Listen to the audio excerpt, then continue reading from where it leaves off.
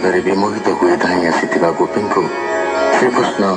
वनभूमिर भय प्रदर्शन कराइछन्ते। लोकलज्जार इंगित देइछन्ते।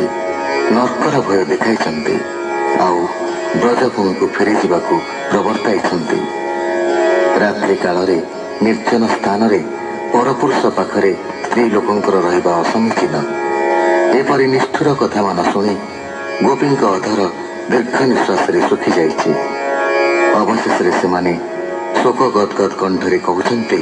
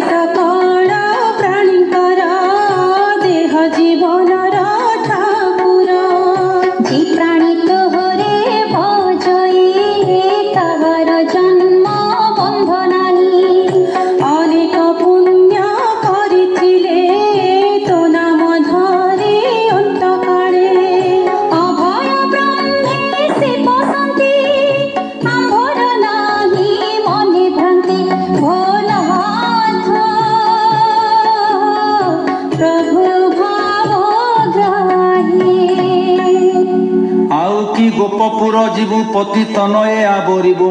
आंभर तेणे नाही आशा तो नाम करिछु भरोसा मन कि न जानू आंभर आशा विश्राम बाना तोर कालिंदी तीरे व्रत करी पूजिलु शंकर गौरी बर मागिलु आंभे जहा भोनाथ न जाणु कि ताहा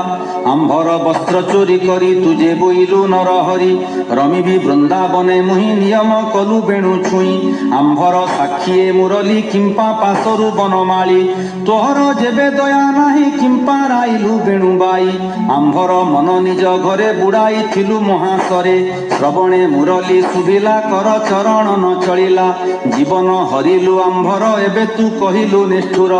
भनाथ कर प्राण रक्षा आंभे पाइलु बेणु दीक्षा तोर अधरामृत रस आंभर मुखरे बरस जीवन रथ नंद बाल आंभर पुरिला टिकाल क्रोट अनल प्राय होई काम अनल हृदय दही लिभाओ मुखु रस देई दास बत्सल भावग्राही जेबे न रखु बनमाली मरिबु सकल गुआली हत्या होइब तोर कंधे शुणी हसंती आदि कंदे गोपी बोलंती कृष्णे चाहि पुतना प्राण अछु खाई तू काहि रखिबु आम्भंत निश्चय होइलु कृतंत मरिबु तोहर उपरे जीवन न रहे शरीरे भोनाथ तोहर पयरे कमला सेवे निरंतरे आंभर प्रिय अटु तुही आसान छेद भावग्राही तोहर पादर तुलसी माला करिण ब्रह्म राशि कबरी भार सज करी तो पादे सेविबु मुरारी तोहर पाद हृदय गते मुनिए भजुछन्ति नित्ये से पादे पशिलु शरण जीवन रख नारायण बोलंती सुख मुनि बर शुण कृष्ण रस सार देखिण गोपींक बितल दया बसिला दिमूल आनंदे बेणी भुज तोली